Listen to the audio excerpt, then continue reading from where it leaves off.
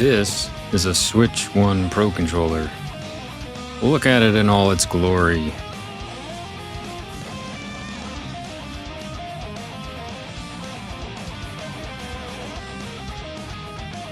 Alright folks, let's talk about controllers.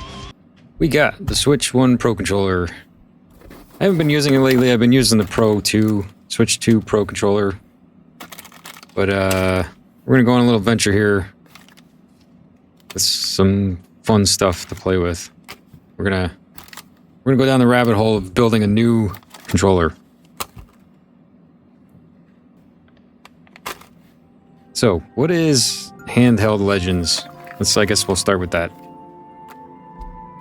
So, Handheld Legends makes a lot of crap for controllers. They have different D-pads and buttons and all kinds of things, but the thing that caught my eye was the ProGCC circuit board.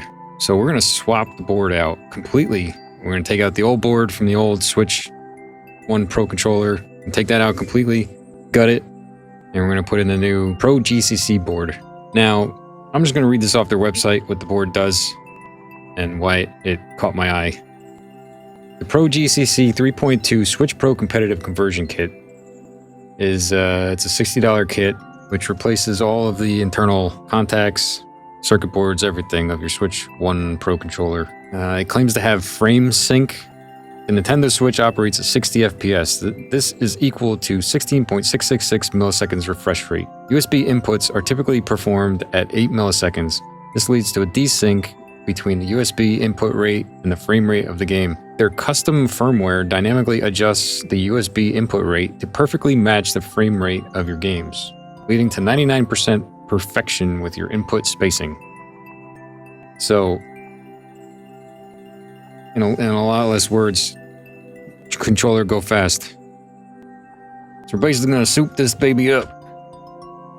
I tell you, when I'm done tuning this bad boy, she's gonna handle smoother than a coon dog on ice skates.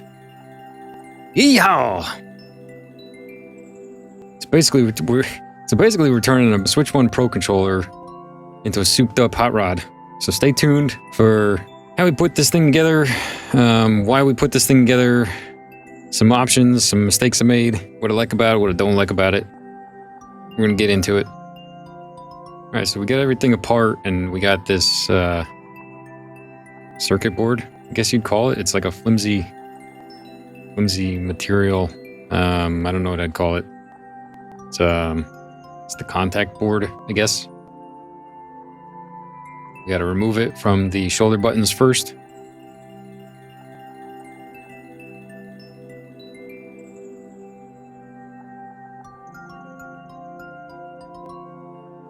And here we got the new one.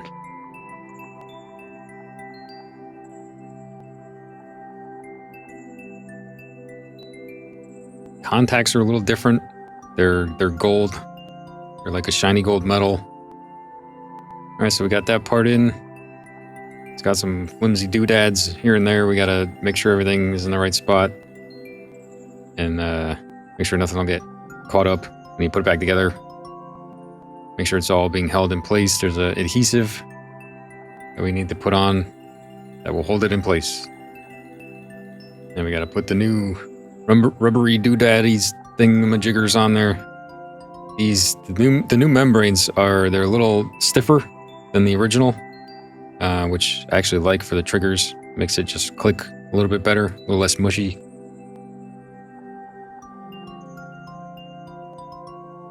Put the buttons back on.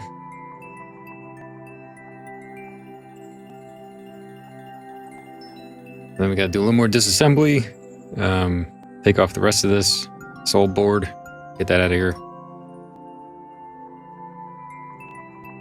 And here you can see how I had taped up the contacts for the D-pad previously. This was really good.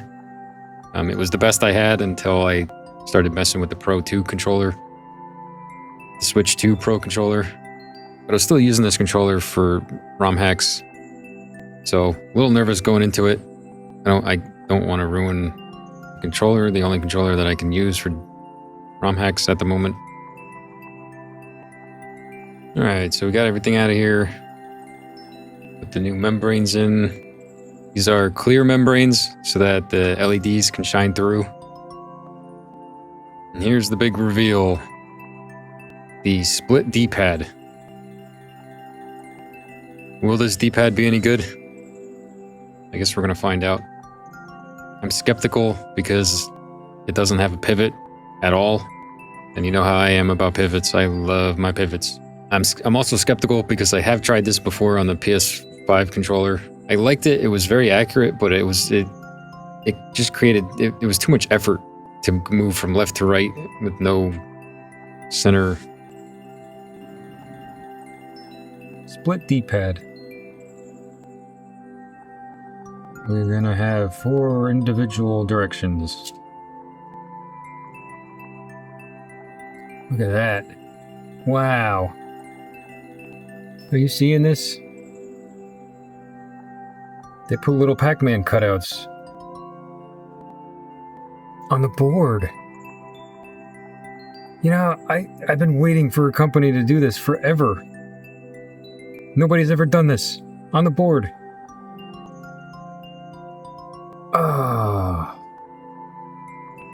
Now I really want to try a regular D-pad.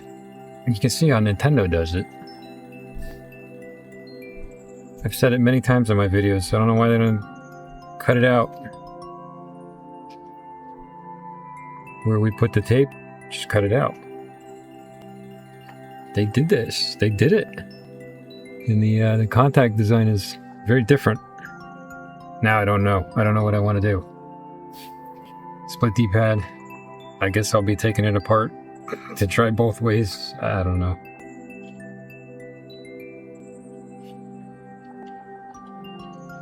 It's so weird. It like hugs. When you push in the middle, it like hug. All 4 buttons hug your finger.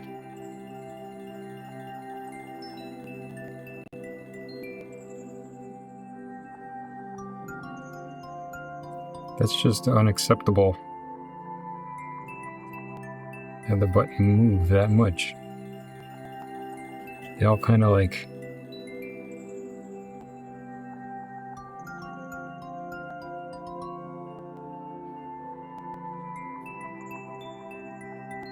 If I could get used to this, it would be amazing.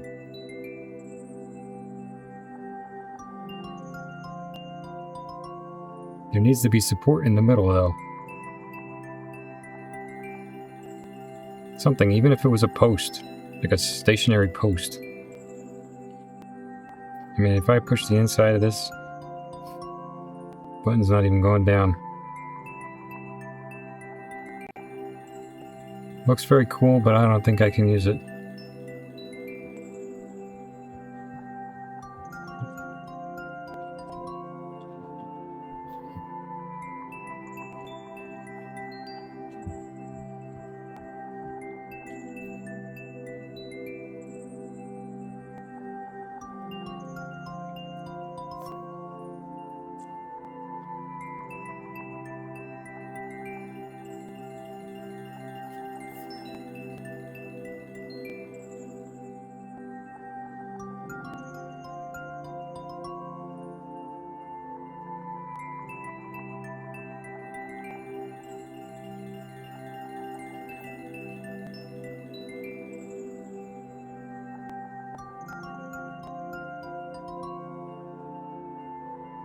Ew, didn't like that. Too much wiggle. Alright, so now we gotta go farther than I've ever gone into this controller. I've never actually taken this circuit board out before. So again, nerve-wracking. I want to ruin it if this whole thing doesn't work out. There's no going back. I had to pry these motors, the rumble motors out. They're actually like, there's like sticky tape.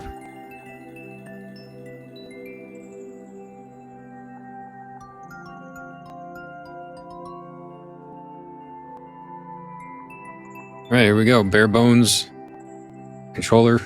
Let's bring out this motherboard. Just, it's a direct fit. It fits right in. It's not bad. Not hard to do. So we'll screw this down. All right, now this part was a little trickier. It wasn't just plug and play. So I had to plug the motors into the board. That little tiny, very fragile wire, which I was very concerned about breaking because they're very thin wires. And then this is where I had to get a little MacGyver-y. I had to take some double-sided tape, put it on the bottom so I could adhere the new motors to the controller.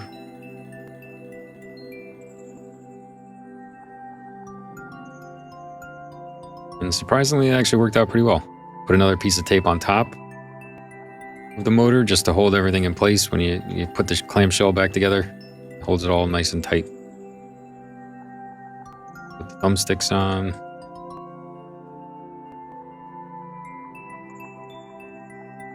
Make sure the wires aren't going to get caught on anything when I close it up. And we got to put in the bane of my existence, the stupid flat wire thing. Every time you open the controller, you got to pull that thing out, and it's just a pain in the butt to get it back in. I usually end up using tweezers to get it in there, but it basically holds the two clamshells together, so you have to take it apart. You have to disconnect it every time you want to take the controller apart. All right, so here we go. We got the controller back together. I started off with a regular D-pad, and didn't like that wiggliness. There's a little extra room. It's not held as tightly up against the shell on the inside, so the D-pad wiggles around. And for all that, I was left with this devastation.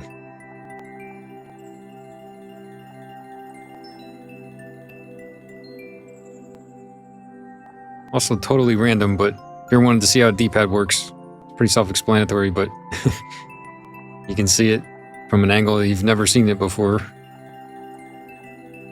Using this clear plastic.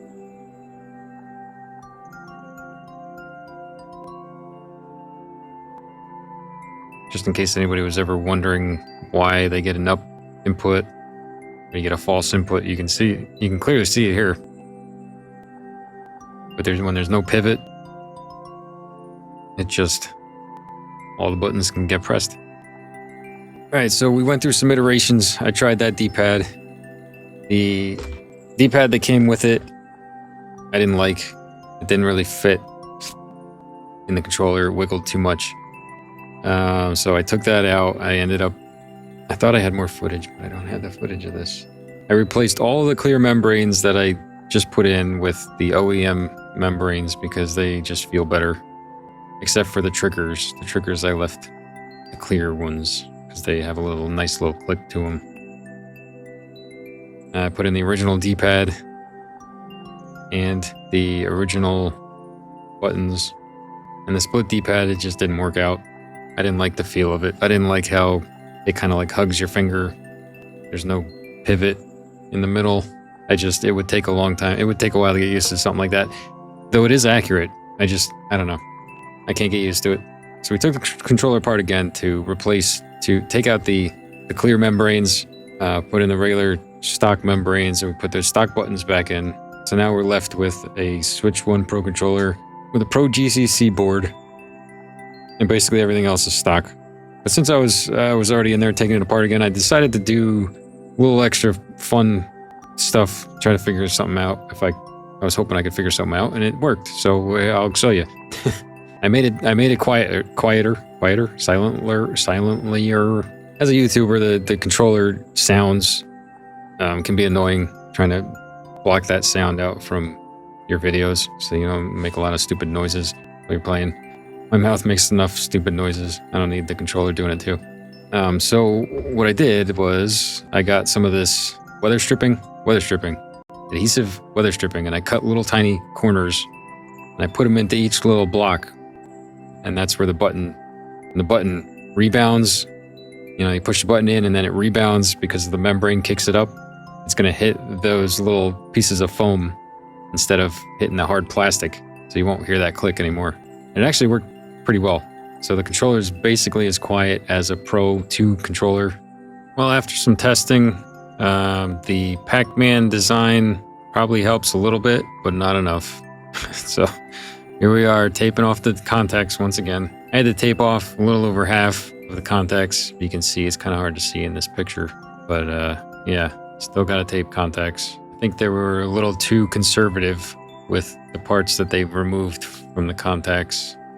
But don't you worry, I done tuned the D-pad myself. She's calibrated tighter than a possum in a corn silo. So this is normally where I would do some testing, but I have a secret. I've been keeping a secret. I've actually been using this controller for the last month. Just doing some very thorough testing. I didn't want to say anything until I had it all figured out, and I'm using it, and I'm still using it a month later. I mean, the whole frame sync thing, it seems to make sense. I can tell you I haven't noticed any kind of delay or latency or anything with it, so it feels very responsive. I will say this. I don't know if this means anything, but I've never had a controller connect as fast as this controller connects. Just watch. Just watch how quickly it connects. It's like instant. The stock controller doesn't connect that quick. It's crazy. It's just bing, bing, done. So I picked the option, the wired option, just because I'm always sitting at a desk. They have a wired option, and they also have a battery included option. I just figured why mess around with a battery when I'm sitting at a desk the whole time, and the switch is literally, I'm touching it. So I don't need to be sitting on a couch with this controller. Now, when I did the taping, I was actually a little less aggressive than I was on the Pro 2 controller. So when I'm being a meathead, I can definitely get some down inputs by accident, but they're very rare when I'm actually playing. So there's no downs. Not getting any downs. Up and down is pretty much the same. So D-pad works, but that's the tape. I had to tape it, which I'm very disappointed because I saw those Pac-Man cutouts on the contacts, and I got so excited that a company actually did the taping for me, but it wasn't enough. It's not aggressive enough. Yeah, and as far as the split D-pad goes, it's not for me. It doesn't feel right. There's no pivot.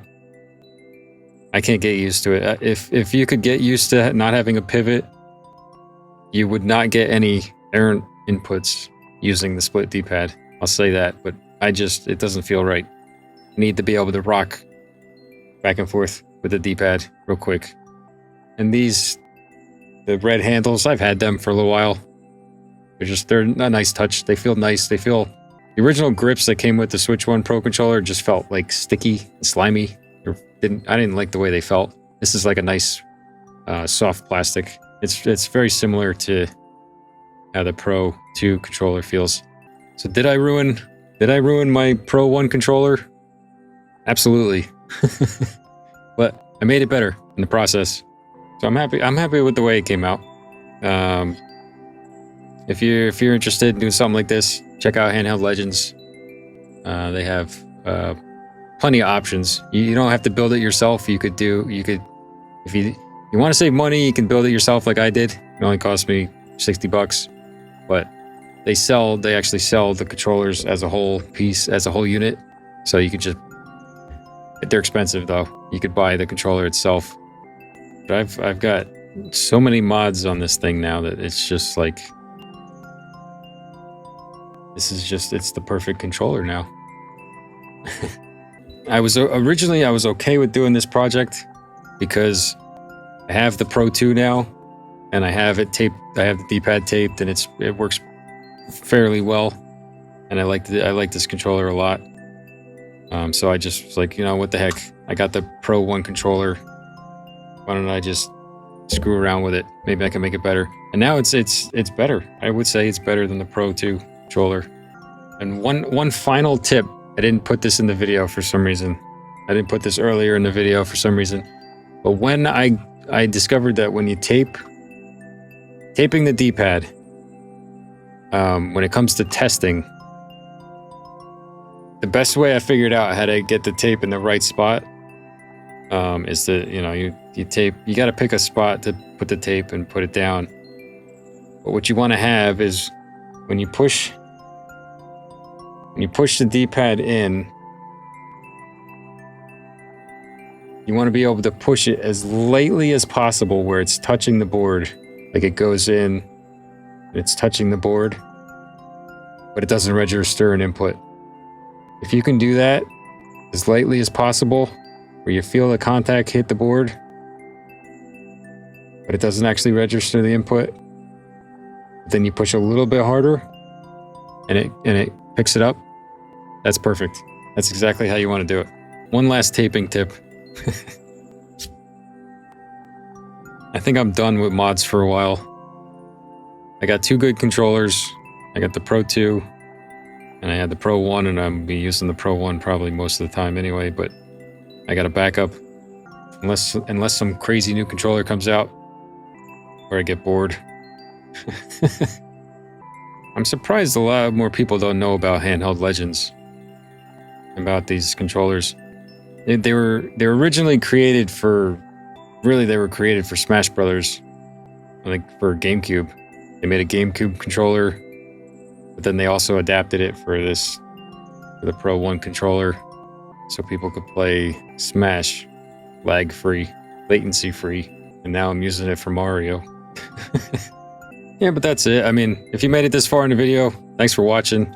I know it's not Mario Maker, but I like to keep people updated on my controller situation and anybody else that plays. Any way I can help. Any way I can help people get better. I try to just put that out there. There's not a lot of D-pad support out there for people that use D-pads primarily, which is just shocking. So many controller companies, and not one controller company can make a good D-pad. Oh, but I digress. Yeah, Handheld Legends, good stuff. I like the ProGCC board. I would love to see them make something for the Pro 2 controller. Maybe in the future we could do something with that too. But I don't know. I don't know the whole frame sync, if it's even necessary with this controller. Plus the D-pad's different. I don't know. So yeah, so no testing today. Like I said, I've been using this controller for over a month now, and it's been great. I don't want to be that guy that comes out and says every time there's a new controller, "Oh, this is the best controller ever. You got to get it." I want to make sure that what I tell you is what I believe, and something I would use myself. I'm not trying to sell anybody anything. I just want to play a game and not have issues. But anyway, hope you liked the video. If you did, please comment, like, and subscribe. Don't forget to hit that notification bell so you know when there's more videos. Discord's in the description below. Thanks for watching. See you on the next one.